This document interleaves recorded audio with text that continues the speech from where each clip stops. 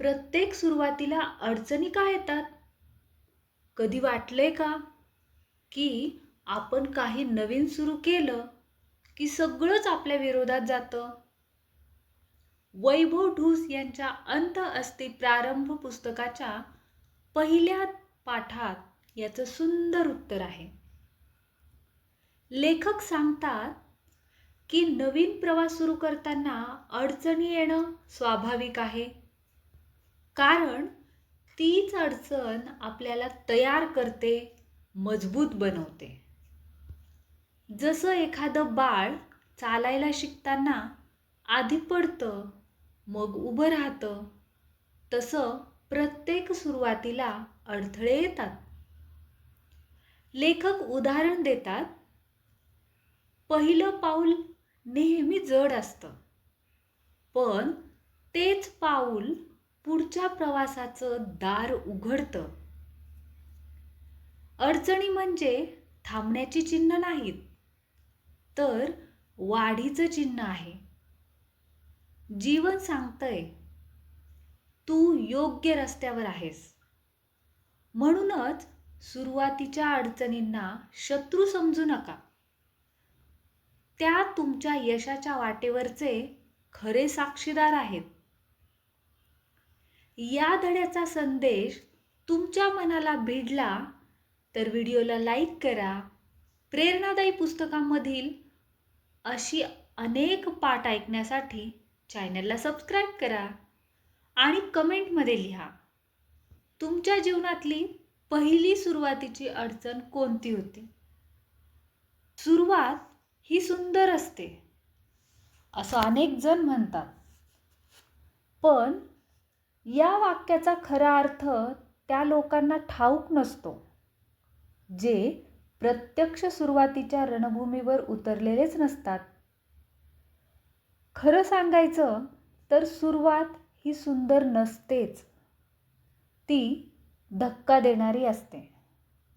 ती संकटांनी भरलेली असते. ती स्वप्नांच्या डोळ्यात धूळ टाकणारी असते. कारण सुरुवात ही फक्त एखाद्या प्रवासाची नोंद असते. ती एक जबरदस्त लढाई असते. कोणत्याही क्षेत्रात शिक्षण, व्यवसाय, नोकरी, लग्न, सामाजिक चळवळ जिथे सुरुवात होते, तिथूनच संघर्षांची मालिका सुरू होते. आणि ही मालिका क्षणिक नसते. ती तुमचं संपूर्ण अस्तित्व तपासणारी असते. ज्यावेळी तुम्ही एका नव्या प्रवासाची सुरुवात करता, तेव्हा आयुष्य स्वतः तुमच्या छातीत धड ठोकून विचारतं, किती जोरात श्वास घ्यायचा आहे तुला? आणि या श्वासाच्या प्रत्येक दमात अडचणी तुमचा श्वास गुदमरू पाहतात. आर्थिक मर्यादा तुमची पावलं अडवतात. मानसिक अपयश मनाच्या कोपऱ्यात भीतीचं बीज पेरतं. समाजाच्या टवाळक्या तुमच्या आत्मविश्वासावर वार करत राहतात आणि तुम्हाला तुमच्या क्षमतेबद्दलच शंका वाटू लागते. सुरुवातीला कुणी साथ देत नाही, कुणी तुमच्यावर विश्वास ठेवत नाही. तुम्ही फक्त एकटं असता, संपूर्ण जगाविरुद्ध उभा असलेला एकटा माणूस. घरात गरिबीचा ताप असतो, शालेय फी भरता येत नाही, व्यवसायासाठी भांडवल मिळत नाही. घरातलेही म्हणतात, सरळ नोकरी करायची आहे, हे उद्योग सोड. आणि तुम्हाला जाणवतं की या जगात तुमचं स्वप्न पाहणं हा गुन्हा आहे. मनात अपयशाची छाया घर करते आणि त्या अंधारातच तुमचं मन स्वतःच्याच विरोधात उभं राहतं.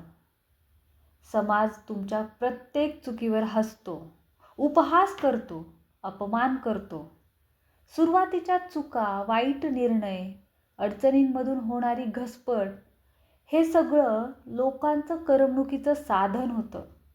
आणि तरीही तुम्ही त्यातून बाहेर पडण्यासाठी झगडत राहता. तुमच्याकडे क्षमता असते, पण संधी नसते. तुमचं नाव कुणालाच माहीत नसतं. तुम्ही काहीतरी करण्याच्या तयारीत असता, पण ओळखी, शिफारशी, संबंध काहीच नसतं. समाजाचं व्यूह मांडलेलं असतं. तिथं नवख्या माणसाला फक्त अपमान आणि नाकारली गेलेली दारं असतात.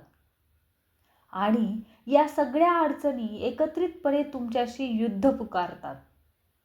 तेव्हा प्रश्न उरतो एकच, तुम्ही लढणार का माघार घेणार?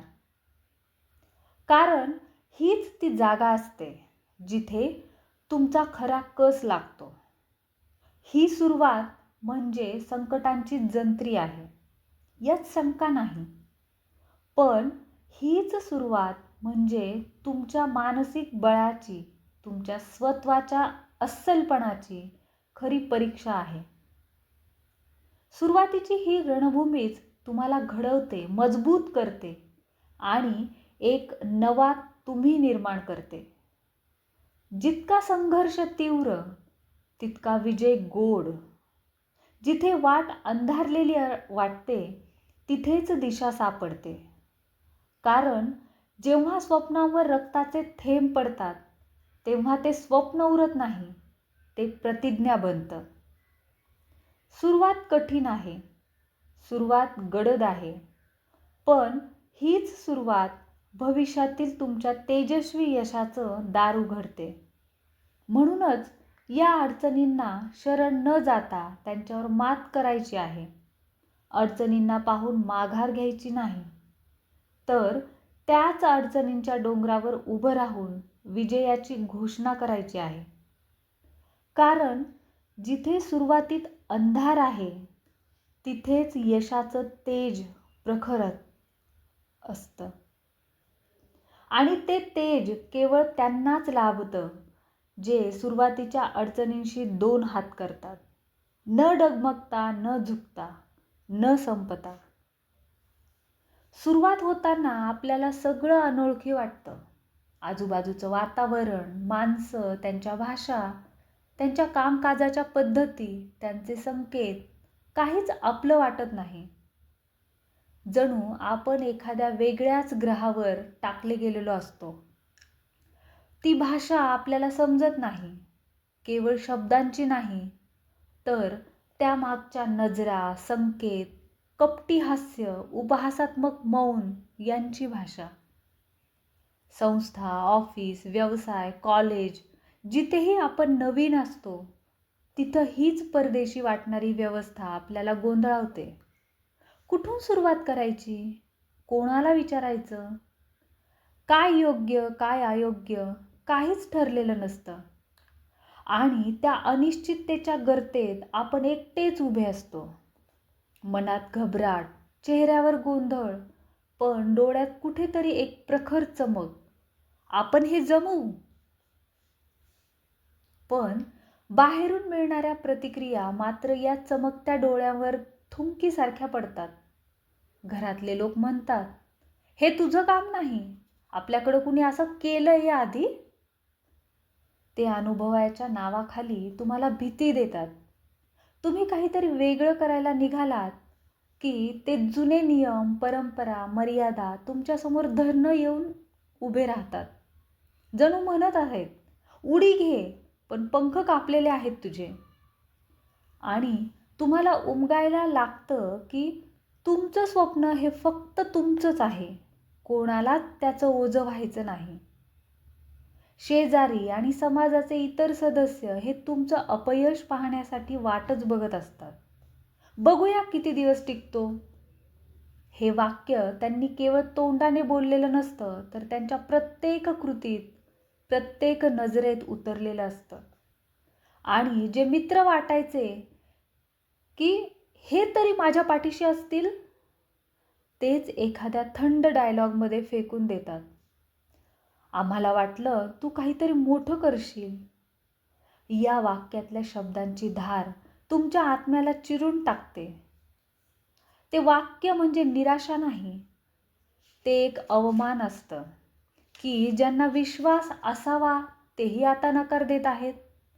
आणि हो, ही वाक्ये केवळ संवाद नसतात, ही शाप असतात. अशी शाप जी तुमचं मन पोखरायला लागतात. अशी शाप की ज्या रात्री तुम्ही एकटं झोपताना डोळ्यात पाणी घेऊन विचार करता, कदाचित खरंच मी चुकीचा असेल. पण हेच क्षण तुमच्याजवळ एक पर्याय ठेवतात. मोडा किंवा घडवा. आणि जो माणूस या शापांना पचवतो त्यांना मनाच्या अंतर्मनात कुठंतरी दडवून ठेवतो. त्यातून एक असाधारण शक्ती निर्माण होते. कारण बाहेरचा अपमान सहन करणं, हसवणं, पचवणं आणि तरीही रोज सकाळी ताठ मानेने उठून कामाला लागणं ही गोष्ट सामान्य माणसाच्या आवाक्याबाहेरची आहे. ही शाप एक दिवस तुमचं इंधन बनतात.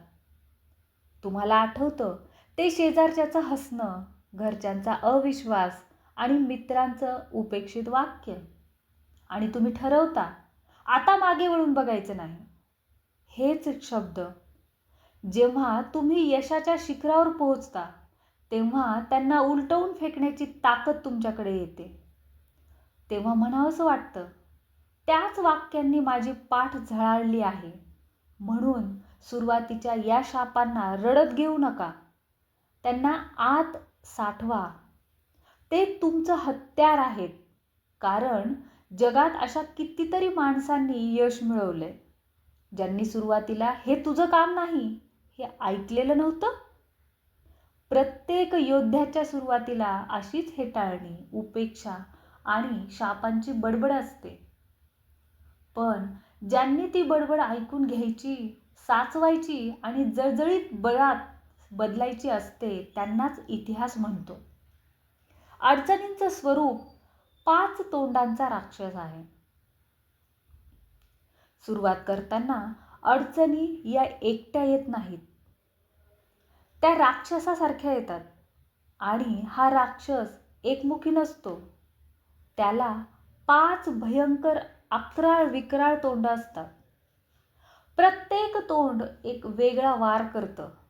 आणि हे 5 तोंड म्हणजे आर्थिक अडचण, मानसिक घालमेल, सामाजिक दबाव, कौटुंबिक विरोध आणि सगळ्यात घातक स्वतःवरचा संशय.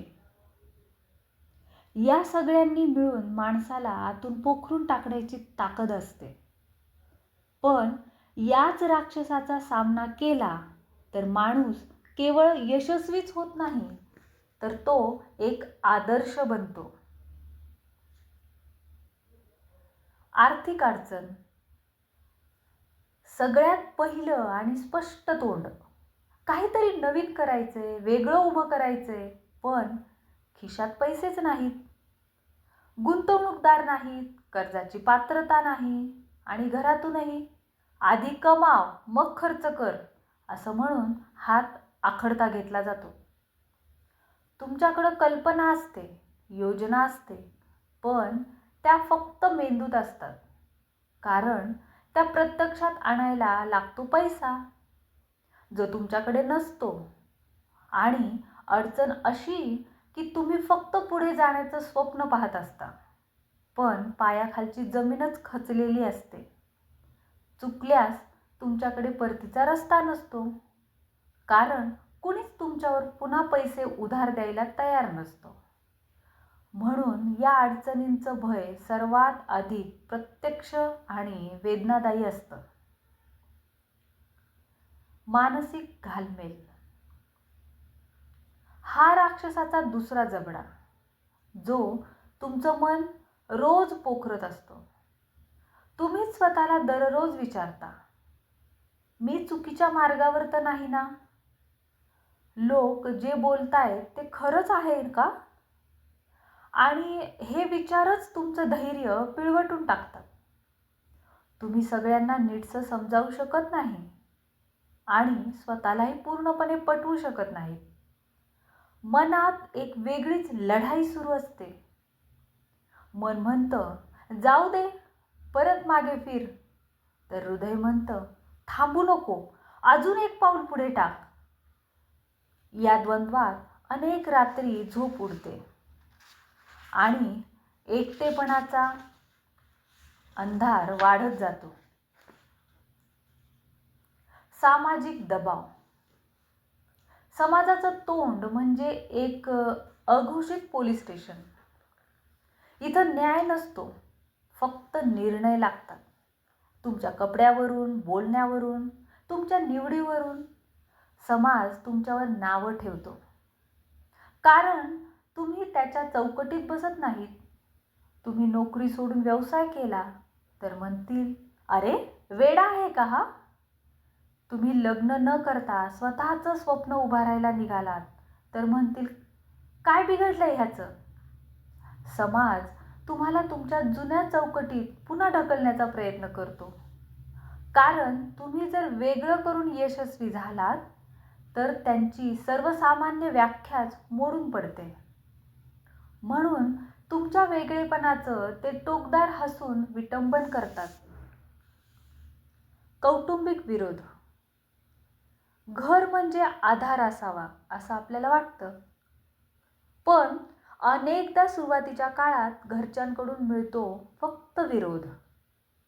तुला स्थिरता नाही, तुझं काही होणार नाही, नोकरी धर, पगार येतो, एवढंच खूप आहे असं म्हणून घरचं वातावरणच तुमचं मनोधैर्य तोडू पाहतं.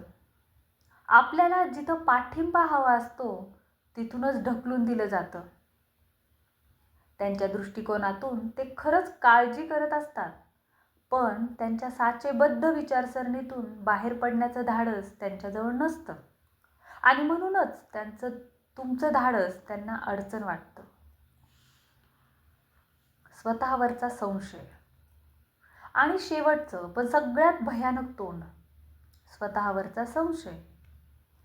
जेव्हा सगळीकडून विरोध, शंका, टवाळी आणि अपयश अनुभवायला मिळतं तेव्हा नकळतपणे मनात पालचूक चुकते. आपण हे करू शकतो का?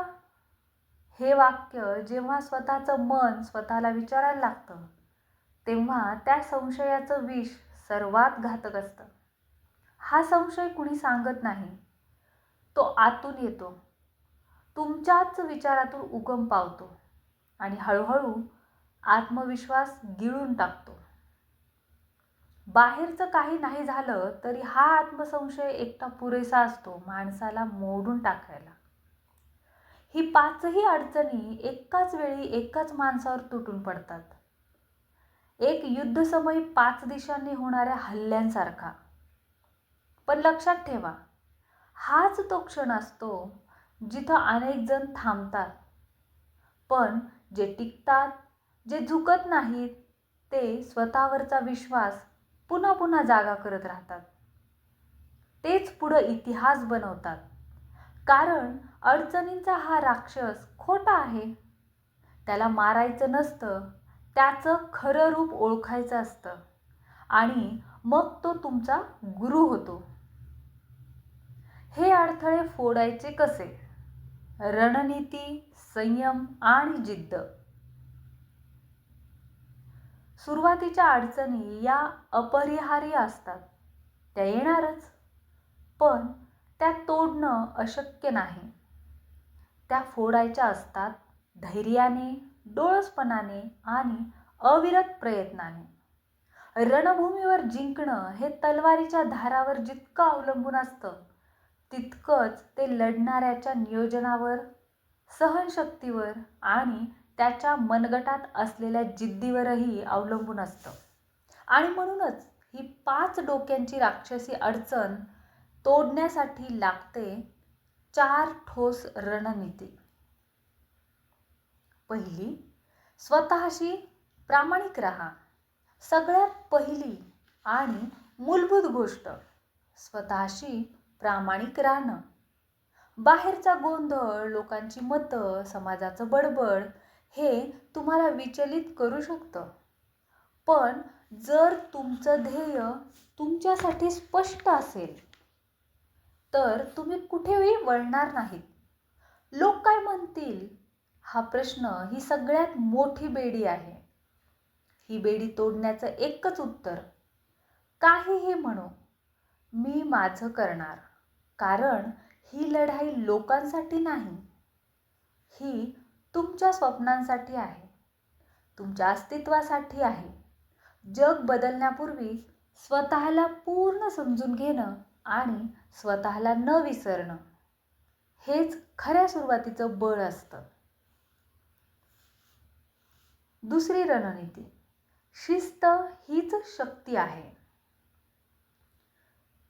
यश एकाच रात्री मिळत नाही आणि ते मिळेपर्यंतची वाट अत्यंत कंटाळवाणी, एकाकी आणि थकवणारी असते. पण या वाटेवर टिकून राहण्यासाठी लागते शिस्त. शिस्त म्हणजे केवळ वेळेवर काम करणं नव्हे, ती म्हणजे स्वतःच्या ध्येयाशी रोज नव्याने बांधिलकी दाखवणं.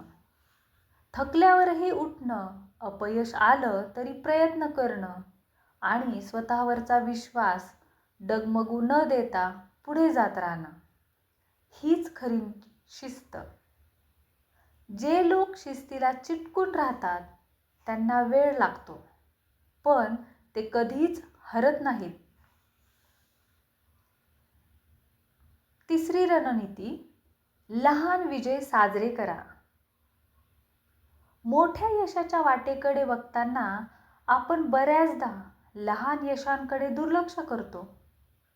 पण हे छोटे छोटे विजयच तुमचं बळ वाढवत असतात.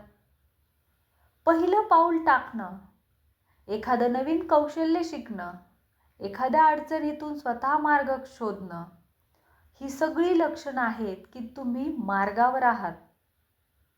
हे क्षण साजरे करा, कारण हेच क्षण एकत्र येऊन एक दिवस मोठं यश घडवतात. आत्मविश्वास हा एकदम उगवत नाही, तो अशाच छोट्या छोट्या यशांनी बांधलेला जातो. पाचवी रणनीती, अडचणींना नाव द्या. अनेकदा अडचण आपल्याला मोठी वाटते, कारण ती आपल्याला न समजलेली असते. तिचं स्वरूप काय आहे हेच समजत नाही. म्हणून अडचणींना नाव द्या. त्या पैशाच्या आहेत का, की मानसिक, की घरच्यांच्या विरोधाच्या?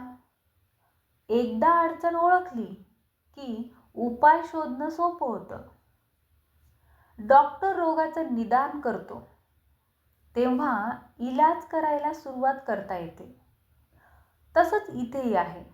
अडचणींना ओळखा, वर्गीकृत करा आणि मग एक एक करत त्यावर तोडगा काढा. अडचणींचा गोंधळांचा गुंता मग सहज सुटू शकतो. ॲडजस्टमेंट म्हणजे हार नाही, ती तर युक्ती आहे. आपल्याकडे एक मोठा गैरसमज आहे, मागे हटणं म्हणजे हरणं. पण सत्य वेगळं आहे. अडचणींचा सामना करताना प्रत्येक वेळी डोकं आपटून, भिडून, धडकून पुढे जाणं शहाणपणाचं नसतं. काही वेळा परिस्थिती इतकी भयंकर, विचित्र आणि असह्य असते की थोडं मागे हटणं ही रणनीती बनते. ही हार नव्हे, ही आहे पुन्हा एकदा लढण्यासाठी घेतलेली शहाणी विश्रांती. हे समजून घेतलं पाहिजे की ॲडजस्टमेंट करणं म्हणजे स्वतःच्या मूल्यमापनाचा भाग आहे. ही आपल्या यशाची दिशा बदलण्याची युक्ती असते, न की पराभवाची कबुली. खऱ्या योद्ध्याला माहीत असतं की प्रत्येक युद्धाची वेळ, जागा आणि पद्धत ही नियोजनावर अवलंबून असते. रणांगणात एक पाऊल मागे घेतलं म्हणजे ते कधी पुढे झेप घेण्यासाठी असतं. तुमचं ध्येय हे निश्चित असलं पाहिजे, पण तिथे पोहोचण्यासाठीचा मार्ग लवचिक असला पाहिजे. अडथळा आला की थोडा वळसा घ्या, दुसरी वाट शोधा, वेळ काढा, स्वतःला समजून घ्या आणि मग नव्याने जोरात श्वास घ्या आणि उभे राहा. अनेकदा समाज, घरचं वातावरण किंवा आर्थिक मर्यादा आपल्याला पुढे जाण्यापासून थांबवतात. आपण वाट बघतो, कुठे दुसरं काही करतो, हे सगळं ॲडजस्टमेंट असतं. पण या काळात आपली जिद्द मरत नाही, स्वप्न मावळत नाहीत. आपण नवी ऊर्जा जमवतो, चुकांमधून शिकतो, ध्येयाला पुन्हा एकदा धार लावतो. हेच तर यशस्वी माणसाचं विशेष लक्षण असतं. तो परिस्थितीशी झुकतो पण तुटत नाही. या ॲडजस्टमेंटचा अर्थ मला जमलं नाही असा नसतो, तर मी वेळेची वाट बघतोय. योग्य वेळ, योग्य जागा आणि योग्य तयारीची, असा असतो. कोलंबसने महासागर पार केला, पण तो प्रत्येक वादळात सरळ जात नव्हता. तो प्रवाहानुसार कधी वळत होता, कधी थांबत होता, पण शेवटी तो गाठत होता, तिथे पोहोचतच होता. तसेच आपल्यालाही आपल्या मार्गावर अडथळे आले की थोडं बाजूला व्हायला, मार्ग बदलायला घाबरायचं नाही. कारण ध्येय तेच आहे, फक्त युक्ती बदललेली असते. ॲडजस्टमेंट ही पराभवाची खूण नाही, ती आहे जिंकण्याची चलाख तयारी. जे लवचिक असतात ते तुटत नाहीत, ते वाकतात, पण उभं राहून पुन्हा आकाश गाठतात. म्हणूनच अडचणी समोर आल्या की घाबरायचं नाही, मागे हटायचं नाही आणि झुकायचंही नाही.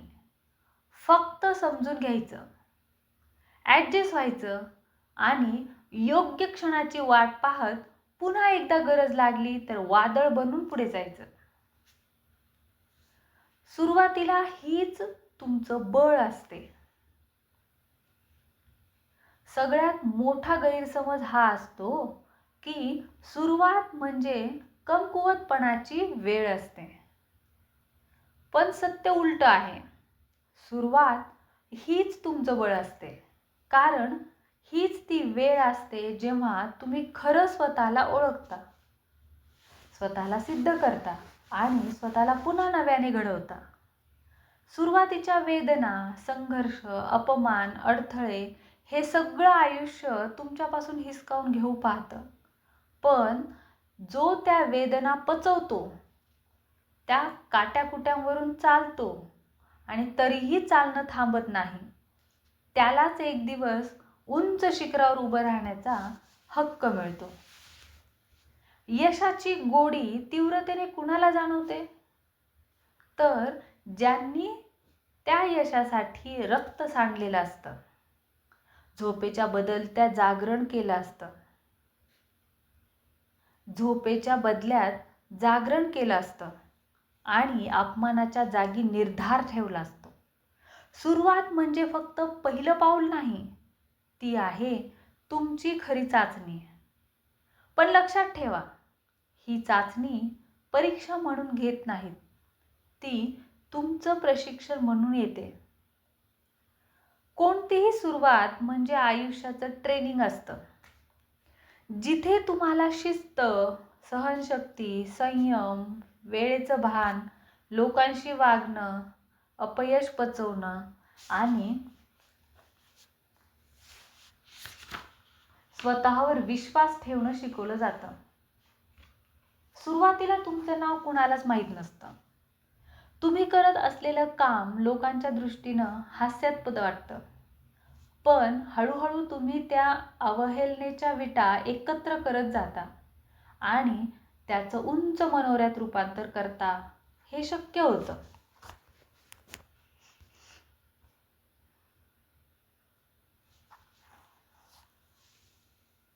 कारण सुरुवातीच्या वेळी तुमच्यात जो जिवलग निर्धार असतो, तो यशाच्या टोकावर गेलेल्यांपेक्षा जास्त तीव्र, जास्त प्रामाणिक आणि जास्त खोल असतो.